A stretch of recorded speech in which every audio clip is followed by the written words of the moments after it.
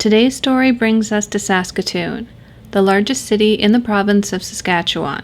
Saskatoon currently has a census population sitting at about 266,000 people. Although back in 1969, where this story takes place, the population of Saskatoon was less than half, sitting at about 130,000.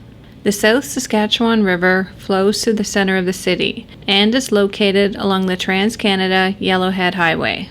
And the city has served as the cultural and economic hub of central Saskatchewan since its founding in 1882.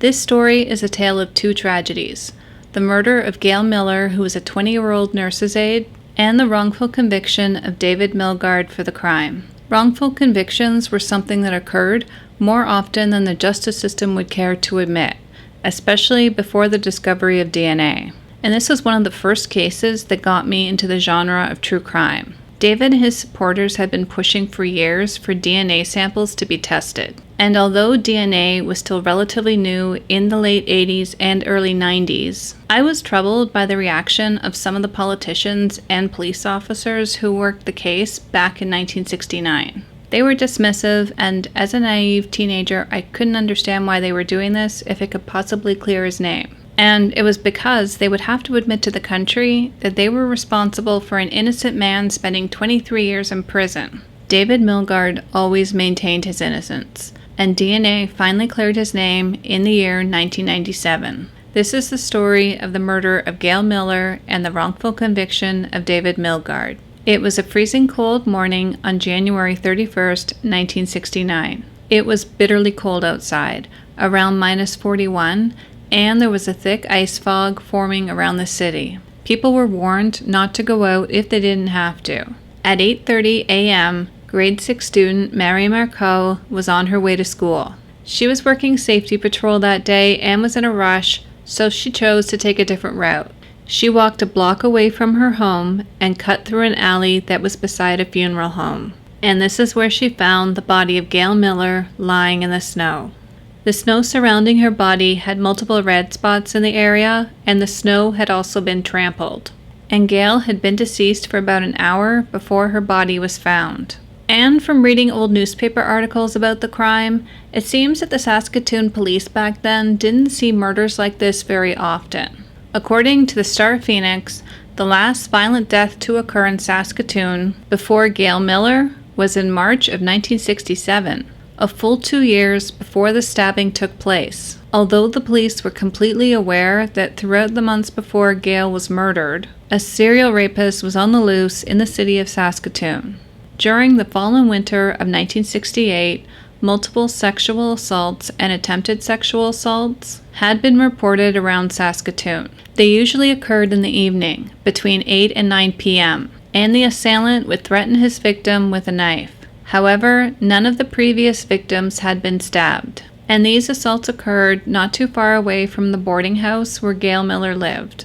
A warning was finally issued by police on December 14th, informing the public about these assaults, although they waited almost 2 months after these assaults initially began before making this announcement. Police believed that these assaults were all carried out by the same person, but they had yet to identify a suspect. Police responded to the scene within 10 minutes of the body being reported. It took an hour for the scene to be completely secured by the police, and when they were able to turn the body over, it was obvious that she had been violently attacked. Her coat was unbuttoned, and her white uniform underneath was scrunched down around her waist. Her nylons were pulled down, and her right boot was missing. And although her nylons had been pulled down, they were still on her feet. And attached to her uniform was a name badge that read Miss G. Miller. The victim was identified as Gail Olena Miller. She was 20 years old and worked as a nursing assistant at City Hospital. And she had been killed only 1 block away from the rooming house where she lived. Gail Miller was born and raised in Laura, Saskatchewan, a tiny farming community, and was one of 9 children. In Laura, there really wasn't much else to do other than farming. And most of the girls in her community got married right out of high school and started a family. But Gail wanted something else for herself, and her grandmother, who she was close with, offered to pay for her education. So after completing high school, she registered and took her nurse's aid training at Kelsey campus in the fall of 1967. By January of 1968, Gail's training took her to Swift Current Hospital. And throughout her training, she remained close to her family of 5 sisters and 3 brothers. In the fall of 1968, she applied for a job at Saskatoon City Hospital, working on the children's ward, and was excited when she was offered the job. She lived in a 1-room apartment in a boarding house, but she didn't really like it and wanted to move as soon as she could afford to. She wanted something closer to work because she really didn't like taking the bus to get there, and was nervous about waiting for the bus in the dark. Vicki Lynn Fontaine, who trained as a nursing assistant with Gail, described her as a well-liked girl who would never take rides from strangers. Her friends and her boyfriend back home were quickly eliminated as suspects. The last time she was seen by her roommates on the morning of January 31st was at 6:45 a.m. So I assume because the police weren't used to seeing these kinds of murders, they were under immense pressure to solve the case and to solve it quickly. On February 3rd, just 3 days after Gail's body had been discovered, a $2,000 reward was approved by the board police commissioners for information leading to the arrest of the person responsible. Police Chief Kettles said, quote, "Only persons who volunteer information leading to the apprehension and conviction of the person responsible for the slaying will be considered for the reward." They also said they would like to talk to a man who had been sitting in an idling car outside the girl's home late on Thursday night. I really don't like how they refer to Gail as the girl, but I have to remind myself that the year was 1969. An autopsy was performed to determine her cause of death. She had 15 wounds on her neck and upper chest, but most of these were just nicks and cuts. However, she did have 12 deeper stab wounds on her body. She had been stabbed 4 times in the chest, 4 times in the back, 3 times in her collarbone, and once in the side. And 2 of the stab wounds were considered to be fatal. At the crime scene, police were collecting and searching the area for evidence. A knife blade that was covered in bloodstains had been found underneath Gail's body. The knife blade was missing a handle, and Gail's purse was also missing from the scene. A few feet from where the body was found was her missing boot buried in a snow mound, as well as her missing sweater. But although police managed to secure the area before it could be compromised, there really wasn't much physical evidence to work with. There were no fingerprints because the assailant most likely wore gloves due to the extreme cold, and there weren't any footprints that the police could find in the snow. Again, because of the frigid cold weather, the snow had a texture that was similar to sand. There were no tire tracks at the scene, and there wasn't anyone who witnessed the assault. But the police did manage to estimate the time of the attack. Gail usually left for work around 7 a.m., and the autopsy report said that she had been dead for about an hour. So the police determined that Gail Miller had been attacked sometime between 7 and 7:30 a.m. Everyone in Saskatoon was talking about the murder, and the whole city was on edge. As I mentioned earlier, Saskatoon wasn't used to violent homicides back in 1969. The police department didn't even have a homicide division. Gail's purse was finally recovered the Friday after the murder. It was found in a nearby garbage can, and there were no fingerprints found on it, although that's to be expected. The purse had been outside for a few days, and the temperatures during this time had been frigid. Also found in backyards close to the crime scene were Gail Miller's apartment keys, surgical scissors, her comb, and a maroon-colored knife handle. And the knife handle matched up with the blade found under Gail's body. There were also 2 frozen yellow lumps of snow close to where the knife blade was found. Tests were run, and it was determined to be semen from a man with a specific blood type. Because this was the middle of winter and the scene had so much snow, cops actually brought in gas-powered snow melters to help find missing evidence. They ended up finding another knife randomly close to the body, and it turned out to be a hunting knife. The police, though, somehow managed to lose this knife conveniently. It was never presented as evidence at David Milgard's trial. Detective Joe Pancala was in charge of collecting all the physical evidence at the crime scene. And at the beginning of the investigation, when Gail Miller's possessions were first found, things seemed to be moving in the right direction. But Detective Pencala soon became obsessed that they were missing something. Days after the crime, he would return to the scene over and over again, convinced that there was something that they had overlooked. He had been on the force for 15 years, but Gail Miller's case was the first homicide he had ever worked. However, he knew early in the investigation that an arrest and a conviction would help him advance his career. And he was right. 4 years after the murder, Detective Joe Pencala was promoted to inspector, then superintendent, then chief of police. But at this point, the police really didn't have much to work with and were starting to feel the pressure. The $2,000 reward they were offering got the public's attention, but not in a good way. Hundreds of people started calling in with bizarre stories that were obviously false. But money does strange things to people. Detective Eddie Karst, who was one of the full-time detectives investigating Gail Miller's murder, is quoted as saying, "I think there's pressure on an investigator to solve any damn murder. I know I felt obligated to get to the bottom of it. That was the same as several others here. It was a gruesome type, where you really felt you wanted to get who was responsible so it can't happen again."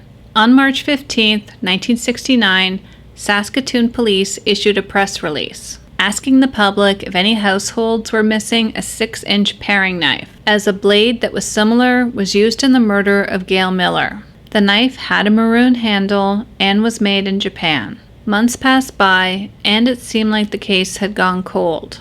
David Milgard was born on July 7, 1952, to Joyce Milgard and Lauren Milgard in Winnipeg, Manitoba. He was the oldest of 4 children, with 1 brother and 2 sisters. He spent his early childhood years in Winnipeg, and when he was in grade 8, the family moved to the tiny town of Langenburg, Saskatchewan, that sits close to the border of Manitoba. Currently, Langenburg only has a population of 1,100 people. I imagine it was even smaller back in the 60s. The family struggled a bit financially, forcing them to move around a lot to find work. Between 5th and 8th grade, David had been enrolled in 4 different schools. As a kid, he wanted to be liked and hated feeling like an outsider. He discovered that pulling pranks was a great way to get attention and acceptance from his peers. But pranks eventually evolved into petty crimes, behavior which his parents tried to correct immediately. They even took him to a psychiatric center in Yorkton, where he stayed for 3 months. But it soon became clear that David was just fine. He wasn't psychotic, he was just rebellious, so he was sent to a boys' school instead. But this didn't really help him. David hated the boys' school and put no effort into his classes. He ran away a few times and dropped out of school in the 9th grade. He was a self-described hippie and had a passion for cars, and wanted to escape the small-town life and travel. He enjoyed hitchhiking and traveled this way all over Canada. Sometimes he would get into trouble, but police usually put him on a bus back to Saskatchewan. As he grew older, he developed a reputation for, quote, hopping in and out of bed with as many girls as possible. The girls all nicknamed him Hoppy. In 1968, David realized he had a gift for talking and wanted to put this talent to use, so he applied for a job selling magazine subscriptions. But before he could make this a full-time career, he needed a sales license first. He was currently waiting for this to be approved when he traveled to Regina, Saskatchewan in January of 1969. While he was in town, he met up with an old friend named Ron Wilson. The two had known each other for about a year and a half. Both were passionate about cars, and Ron had just been given a car for Christmas, a light green 1958 Pontiac, which he was excited about. After chatting for a bit, the two spontaneously decided to take Ron's car for a road trip, and asked a mutual friend named Nicole John to join them. Nicole had known Ron for about 2 years, and had sort of a friends with benefit thing going on with David. Ron's car was in rough shape, and that's me being generous. The battery was dead, and the tires were flat. The tires were salvageable, but the battery, not so much. They needed a new one. But since none of them had any money, Ron and David decided that stealing a battery would be a good idea.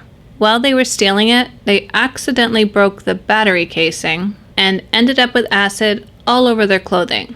David ended up changing his pants into a very noticeable, loud green pair of pants with yellow stripes. They finally got the car going and began their trip from Regina to Saskatoon at 12:30 in the morning, in the middle of the night. I'm getting anxiety just reading about this. They're in a junky car in the middle of the night during the dead of winter on an isolated highway, and there were no cell phones back then if they got into trouble or, God forbid, broke down. The group had plans to meet up with David's friend named Shorty once they reached Saskatoon. He hadn't seen his friend in a while and wanted to invite him along on the trip. They also had little to no money to finance this trip. Nicole had some money from her last paycheck, but Ron and David were flat broke. While they were on the road, they talked about various ways they could get more money. They talked about break-and-enters and purse snatching, but neither had enough courage to go through with it. Although they did end up breaking into a grain elevator, but the only item they found was a flashlight. They arrived in Saskatoon sometime between 5:30 and 6:30 a.m., but they really didn't have any idea where they were going. Nicole and Ron had never been to Saskatoon, and David wasn't much help either. He only knew that his friend lived near a church, in a district called Peace Hill or Pleasant Hill. At one point, they stopped and asked a woman for directions, but she was unable to help them. Then they pulled into a motel where David went inside and asked for a city map. The manager of the motel would later say that there was nothing unusual about the encounter. He was normal and polite. The only thing that was weird was that David ran into the motel wearing only his socks, and this was apparently because his feet were hot. With the help of a map, they ended up back in the area where they originally asked the woman for directions. They ended up turning down an alley where they saw a driver stuck in the snow and the ice. They tried to push the man's car free with their own car, but then both vehicles ended up becoming stuck. At this time, it was about 7:30 a.m., and the owner of the car was a man named Walter Danchuk. He called for a tow truck and let the group wait inside his home. Danchuk remembers making small talk with David about the group's trip. He remembered that David had a tear in his pants, but everything else about the encounter was normal. After both cars were towed out of the snow, the group finally found St. Mary's Church, which wasn't far from where Shorty lived. David knew his friend only lived 1 block away, at 334 Avenue O. This area was just 1.5 blocks away from where Gail Miller's body was discovered. At this point, it was 9 in the morning and the area was filled with cops, collecting evidence from the murder scene. Shorty's real name was Albert Henry Cadrain, and he was 17. He invited the group in, and the first thing Ron and David did was change their clothing. Ron was still wearing clothes covered in battery acid, and they both changed in front of everyone. This is important, but we'll cover that later. Ron had also parked on the wrong side of the street. So, after David changed his clothing, he would move the car to the opposite side of the road. Shorty was all in on the road trip, and at 4:30 p.m., the group began the trip towards Alberta. It's also important to note that everyone in the group was surviving on little to no sleep at this point. In the apartment below Shorty lived 17-year-old Linda Fisher and her husband, 19-year-old Larry Fisher. Linda had recently had an argument with Larry that didn't sit well with her. He had been out all night the night before, which in itself wasn't unusual. Larry Fisher liked to party, but he always showed up to work on time the next day, even after a night of heavy drinking. But today, Larry was skipping work, and the couple ended up having a huge fight. And randomly, Linda blurted out, "My paring knife is missing. You're probably the one who was out stabbing that girl." This was true, her paring knife was missing, but she yelled that out in the heat of a bitter fight. She didn't really believe that Larry had actually stabbed her. That's why she was shocked by how he reacted. Quote, "He looked at me like a guilty person who had just been caught. The color drained from his face and he looked shocked and scared. I will never forget his expression." Linda and Larry were in a toxic marriage. They got married very young because Linda got pregnant. And throughout her pregnancy, Larry started spending less time at home. Larry Fisher worked in construction and enjoyed drinking and hunting. Basically, anything that involved getting away from Linda. She hoped things would improve after the baby was born, but they didn't. She gave birth to a baby girl, and Larry wanted a boy. She also suspected he was cheating on her, and eventually her suspicions were confirmed. They argued frequently and bitterly, and each time Larry became more violent. Although, strangely enough, Linda said that she never feared for her life. Although she had good reason to be afraid, Larry Fisher was a violent sexual predator. Remember those brutal sexual assaults that were happening around Saskatoon that I mentioned earlier? Guess who was responsible? Although it would take a while, a team of private detectives and journalists would prove that Larry Fisher was a serial rapist. It took nearly 2 years before Larry Fisher was linked to these assaults, and he only confessed because he was caught trying to attack another woman. It would be years before Linda Fisher considered that Larry Fisher was responsible for Gail Miller's murder. Not only was there his odd response to her accusation, but a day or two after the murder, a child came to Linda's door, returning Larry's wallet. The wallet had been found just down the street, between Linda and Larry's house and the murder site. Also, Linda's uncle confessed some years later that while he was burning some garbage in a barrel, Larry came over and tossed a pair of work boots that were almost brand new into the fire. Her uncle thought that this was odd, but didn't ask any questions. Some members of the Saskatoon police force felt that the same person who was sexually assaulting women at knife point might be responsible for Gail Miller's murder. Police would question Larry Fisher briefly on the morning of February 5th, 1969, while investigating and still searching for a potential suspect. He was waiting for a bus at 6:49 a.m. at 20th Street. This was the same bus that Gail Miller was to board on the day she was killed.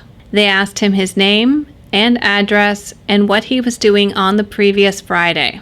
He told them that he took the bus that morning to work at 6:30 a.m., which we all know wasn't true. However, the police didn't investigate him any further until more than 20 years had passed. Chief James Kettles was in charge of Saskatoon's police department. He began this role in 1954, when Saskatoon had a population of only 47,000 people, and crime in Saskatoon was virtually non-existent, and the police force at the time was a small team of 47.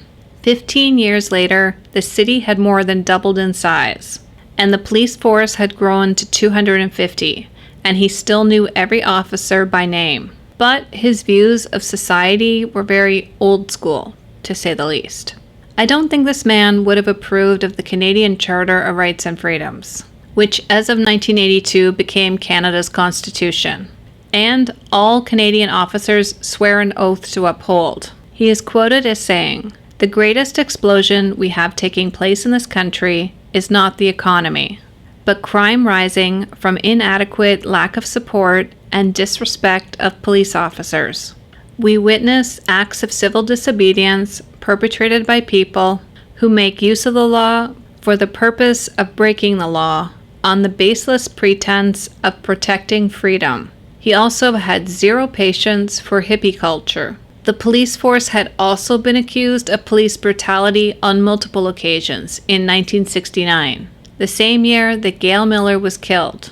This caused quite the scandal, but Chief Kettles blamed society for being irresponsible, instead of the police for assaulting Canadian citizens. This was the man leading the Gail Miller case, and he wanted all leads thoroughly investigated. Soon a tip came in that a group of teenagers was seen leaving Albert Henry Cadrain's house, or Shorty's house, driving west the same day of the murder. The group had all returned to Regina by February 5th, after driving around Alberta for a few days. Shortly afterwards, Shorty was arrested for vagrancy and spent a week in jail. While he was in jail, he was questioned about what he was doing on January 31st. He was brought into a room where officers stripped him naked and did a full body search, and then they interrogated him about the murder. Shorty told the police who he was on the road trip with, but he said he didn't know anything about a murder. There was absolutely no physical evidence to link Shorty to the case, but they didn't tell him that. They told him that he was a suspect. The case wasn't making any headway, but then on March 2nd, everything changed. A man walked into the police station in Saskatoon and said he had a story to tell. He said that he saw David Milgard in Saskatoon on January 31st, 1969 at 9 a.m.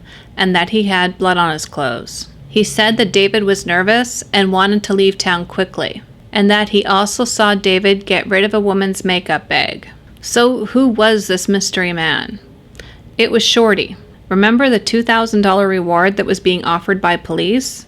Shorty would later be the one to collect on it, although he said that the reward wasn't the reason he came forward. But $2,000 back in the 60s was a buttload of money, especially for someone who didn't have any. He told police that David's behavior on the trip was odd, and that David had said that he was a member of the mafia, and that he wanted to get a gun and kill Ron and Nicole because they, quote, knew too much. Shorty had given conflicting statements to the police. However, police had chose to believe his second statement and ignore the first. Word spread quickly around the station, and now police were on their way to interview Nicole John and Ron Wilson. They found Wilson pretty quickly. He was in jail after he committed some petty crimes. Wilson cooperated with the police interview. He said that Inspector Riedel, who was conducting the interview, was friendly, but made it obvious that David Milgard was a murder suspect. This was the first time that Wilson had ever heard about the murder of Gail Miller. After the interview was over, Ron Wilson gave Inspector Riedel a signed statement, saying he left Regina around 1 a.m. and arrived in Saskatoon between 5 and 6 a.m. He told the story of the car getting stuck while trying to free the Danchuk's car, and arriving at Shorty's place finally and changing their clothes. They waited several hours for the transmission of Ron's car to be repaired, and then left town between 3 and 4 in the afternoon. He also stated, quote, "At no point during the time when we were in Saskatoon was David Milgard out of my sight for more than 1 or 2 minutes. I never knew Dave to have a knife.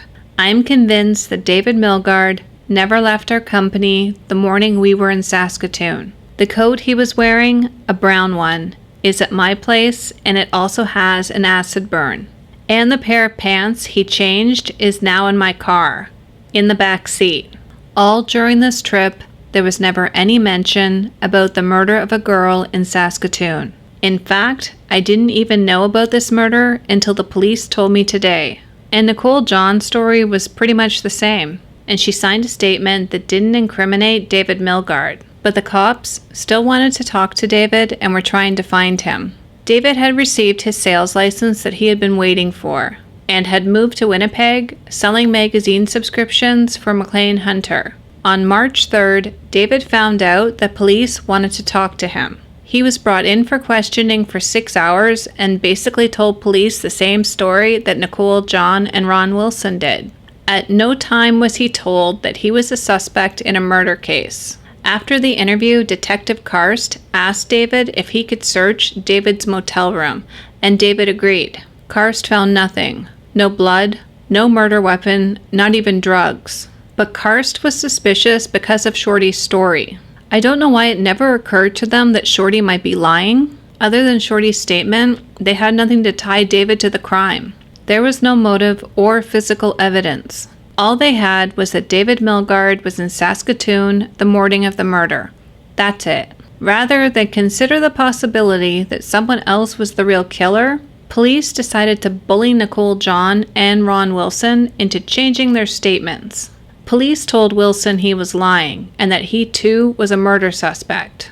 On April 4th, the snow was beginning to melt in Saskatoon, and an 8-year-old child discovered Gail Miller's wallet, only 3 doors down from Shorty's house, or Larry Fisher's house, whichever you prefer. As all of Gail's other possessions were found in the general area, this just reassured Detective Karst that Milgard was the right suspect. The next day, police conducted a door-to-door search, asking people if they found anything out of the ordinary. One woman found a blue toque with bloodstains on it, although there was no proof who this toque belonged to, and it was never submitted into evidence. Police, in the meantime, continued to harass Ron Wilson. Ron became depressed and started drinking heavily and was arrested for possession of drugs. Eventually, he had a breaking point and told police what they wanted to hear, that David may have been responsible. So police asked Ron to come back to Saskatoon. Police took him to the area where Gail Miller had been discovered murdered, and they asked him over and over again what he could remember. They then took Ron to a hotel where they interrogated him for another 6 hours, and they hooked him up to a polygraph machine for another 2 hours. They showed him Gail Miller's coat, her white nurse's uniform, the blood-stained nylons, weapons, the knife with the broken handle, Gail Miller's purse. I'm not familiar with law back in 1969, but none of this sounds very legal. And then something weird happened. Police brought in Nicole John into the same room and began questioning them both at the same time. Again, not familiar with law from back in the day, but this sounds totally sketchy. At this point, Wilson snapped.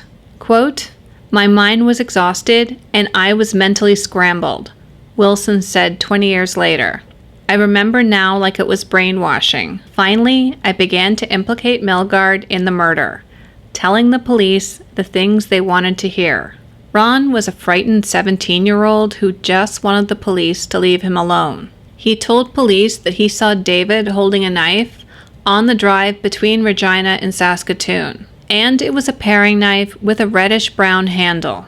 Remember, the cops had been waving the evidence in front of Ron for the past couple of hours. He said the group were driving around Saskatoon looking for Shorty's house, and Milgard rolled down a window to ask a woman for directions. She said she was unable to help them, and David apparently called her a stupid bitch. After this, Ron attempted to make a U-turn, but the car got stuck in the snow. He said that he and Milgard tried to push the car free, but were unsuccessful.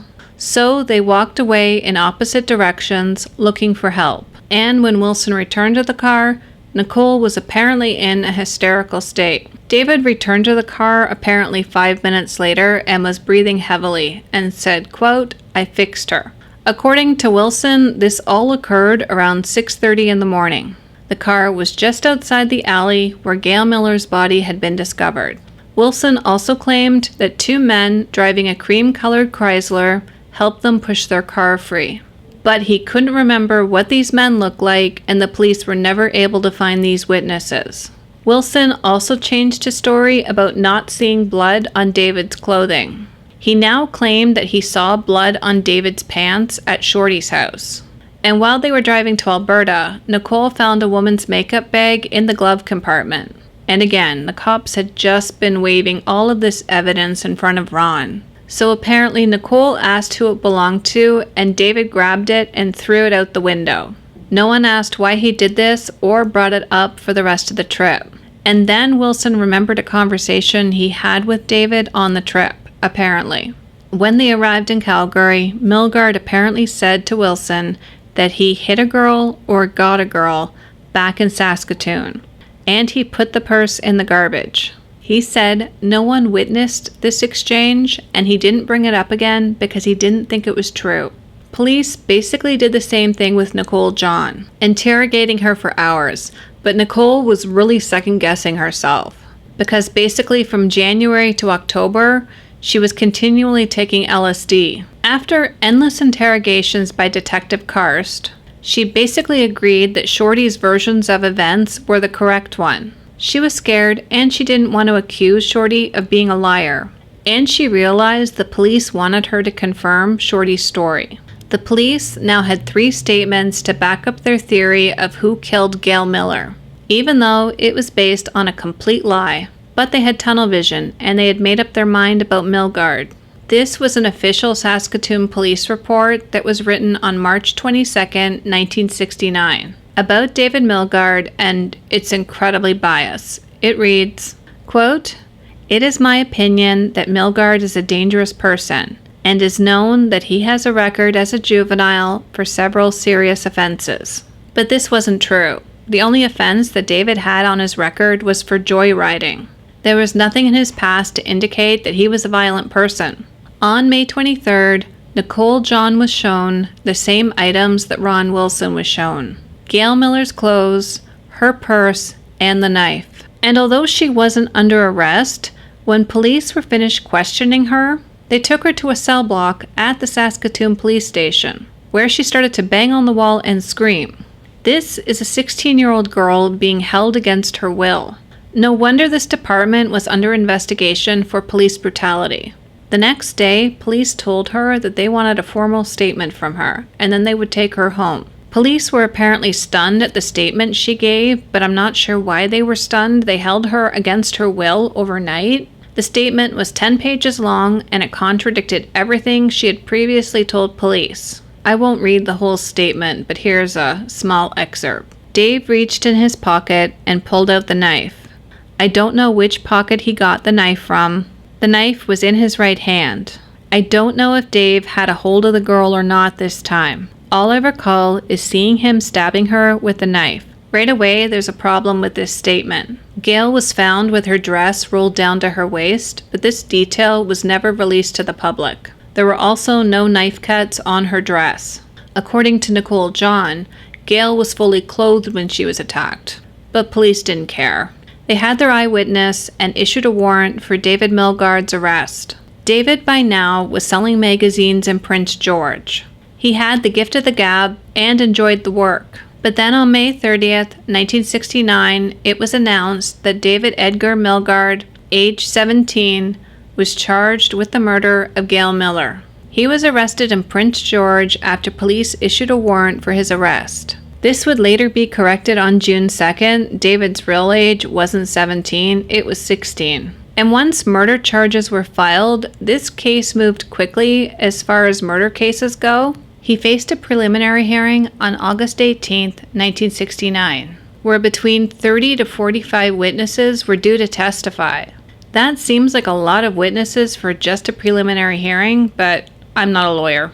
Some examples of witnesses who were called to testify include the little girl who found the body, multiple police officers, and Milgard's former traveling companions who all lied and spun a story of him as a raging psychopath who attacked a random woman on the street. Quote, I just couldn't believe it when I started to hear the testimony. It scared me. I wanted to jump up and say something. I wanted to tell the truth from start to finish. I wanted to do that badly, but I couldn't. David was very confused and scared as to why this was happening. Bob Caldwell led the prosecution. Going through all the old newspapers, the preliminary hearing was highly publicized. That would be unheard of now. It seemed to be front page news every single day, and there were no legal restrictions back in 1969 when it came to reporting on testimony given during the preliminary hearing. The result was a media shit show. How much of the jury pool was poisoned by this, we'll never really know for sure. Saskatoon was a decent size, close to 130,000 people, but it still had a fairly small town feel to it. So while David sat there quietly, Caldwell encouraged prosecution witnesses to reveal as much as they could remember. The problem with lying is it's hard for most people to remember the small details of their lie. The truth is much easier. So while they were on the stand, some witnesses ran with their lie and embellished it further. While Shorty was on the stand, he said David appeared to be nervous and said, I got blood on my clothes, I need to change. Shorty had never admitted before that David had said this. Another time, David apparently told him that he was in the mafia. This was just a ridiculous statement. Shorty, oddly enough, never mentioned this in court again. David's lawyer did his best to raise doubt, but the deck was stacked against him. 3 of David's friends were all accusing him of the crime. In the end, Justice H.J. Cummings ordered David Milgard to stand trial for non-capital murder. The jury trial wasn't scheduled until January 19th of 1970. Presiding over the case was Justice A.H. Bentz from the Star-Phoenix. Quote, wearing a green-gray suit with a gold shirt, Milgard appeared at ease and showed interest in the function of the court. He pleaded not guilty to the charge in a clear, loud voice. That would be the only time the jury heard David Milgard speak. T.D.R. Caldwell was prosecuting the case, and defense counsel was Kettles. The jury was made up of 11 men and 1 woman, and at the beginning of the trial, Mr. Caldwell told the jury he intended to call 42 witnesses. That's almost as many as the preliminary hearing. The stained clothing of Gail Miller was exhibited in court, including red-stained underwear and a black crumpled winter coat. Photos of the murder scene were quickly entered into evidence. Identification officer Thor Cleve was asked to verify the items that had been recovered from the murder site and identify Gail Miller's clothing. Officer Cleve testified about arriving on the scene at 9:10 on January 31st, 1969. He found Gail Miller lying face down in the snow. She was wearing a black coat with a fur collar and fur cuffs. The police officer noticed that after the body had been turned over on its left side by the coroner, Dr. Sidney Fogel, he saw that Miss Miller's underwear was down around her ankles, and her white nurse's uniform was down around her waist. And he said her arms were in the sleeve of her coat. The witness also testified that the zipper on the back of her dress was broken, and that the center button was missing from the coat. Officer Cleve told the court that the body had 3 wounds just below the shoulder blade, 3 wounds on the left shoulder, and extensive bruises and marks to the face and throat. He said there were also bruise marks inside of her legs by the knees. Also submitted into evidence were exhibits including photographs and sketches of the area and the clothing Miss Miller wore at the time of her death. This included a stained nurse's uniform with the name badge of Miss G. Miller.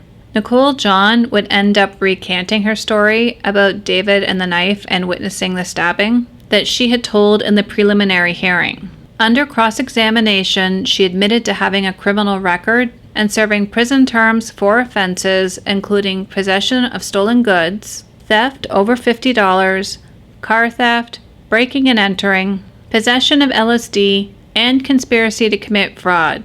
She also admitted to using alcohol and LSD and heroin to the point of, quote, "It gets so bad you don't know if you're high or stoned." Ron Wilson was considered to be the prosecution's star witness. But Wilson's testimony was all over the place and full of holes. Wilson testified to having issues with booze and drugs too, and also admitted under cross-examination that during a stay in prison from February 19th to May 9th, 1969, he had told police that nobody in his car had anything to do with Gail Miller's murder. He said he first tied Milgard to the murder on May 22nd in Saskatoon when he was being questioned by police. Justice Bentz also asked Wilson several questions, which he said the jury requested.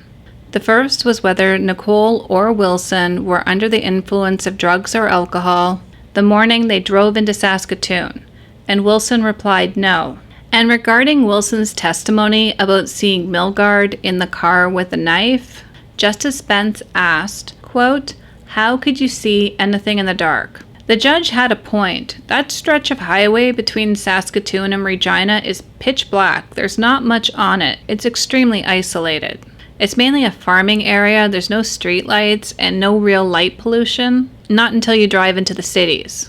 Wilson admitted to the court that he was a suspect in the murder of Miss Miller, and that while serving a prison term in Regina, he had been visited by members of the Saskatoon City Police Force, the Regina Police Force, and members of the RCMP. When Wilson had met up with Milgard in Regina, he had known him for about 18 months. And this time when he testified about the events of January 31st, he changed his testimony from the preliminary hearing. He said that when the car got stuck, he walked in one direction, but he didn't see which direction Milgard had gone in, contradicting his earlier testimony. He also said that when David returned to his car, he had blood on the front of his clothing. Again, contradicting his earlier testimony when he said David returned to the car, he appeared to be breathing heavily, but there was absolutely no mention of blood. He said that about 15 minutes passed from the time he and Milgard parted ways to get help and when they met up back at the car again. Again, changing his testimony when he only said months before that David was only away from the car for about 5 minutes. His testimony was all over the place, and defense attorney Tallis called him out on it. When he asked why his answers changed, he was quoted as saying, "Because I've been thinking about it a lot since then." Also admitted into evidence was a signed statement by Nicole John that read, quote, "All I recall is seeing him stab her with the knife." But when asked about this statement by Crown prosecutors, she recanted the statement. Mr. Caldwell then requested the court to have her declared a hostile witness, allowing him to cross-examine her. It was in that statement she was quoted as saying she saw Milgard stabbing the woman with a knife. When asked if she made this statement, Nicole started sobbing and replied, "I don't know, I can't remember if I was on a trip or not." When Caldwell started peppering her with questions about the knife she may or may not have seen, Nicole became hysterical again, to the point where the judge had had enough of her theatrics. Justice Bentz at this point made a charge to the jury about the statement. He said, "In respect to the statement that this witness admits giving, the only evidence that can be considered against the accused are the portions of the statement which the witness has accepted under oath in the witness box. Any statement that she has not admitted to being the truth is not evidence against the accused." The broken and blood-stained knife found under the body of Gail Miller was next examined by the jury. Lieutenant Pencala was the first police officer to arrive at the scene of the murder. He testified that after the body had been removed, he found a blood-stained knife blade buried in the snow right underneath where the body had been laying. He said the blade had been snapped off and had not just pulled out of the knife handle, and that the blade was 3.5 inches long and sharp on one side.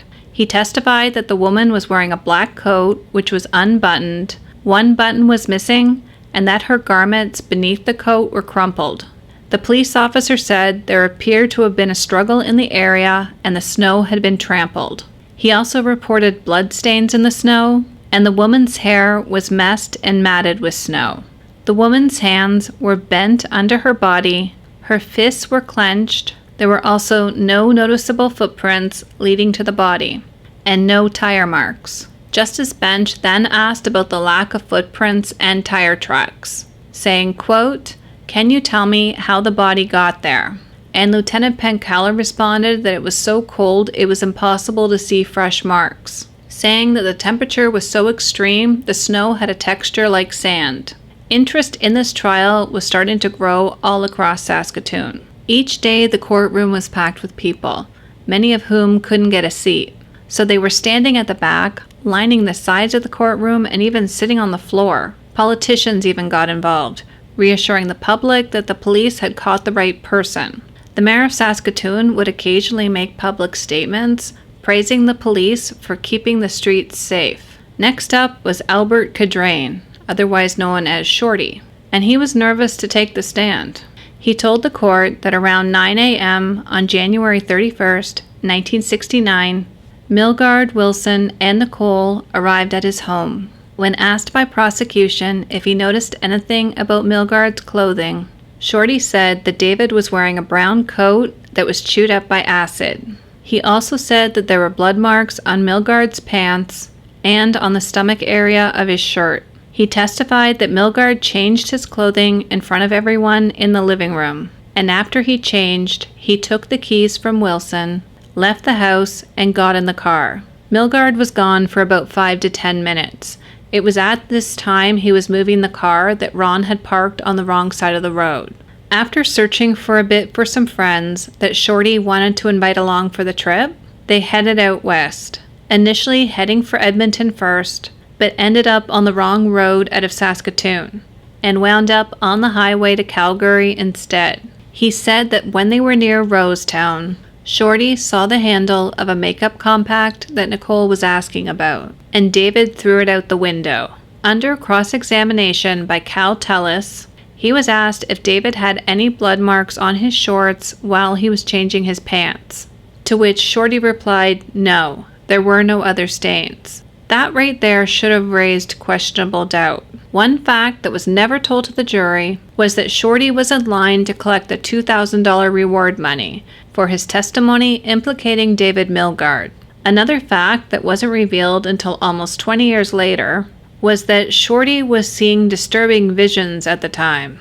One of these visions led him to believe that David Milgard was guilty. These visions would continue until Shorty checked himself into a mental hospital, where he was eventually diagnosed with schizophrenia.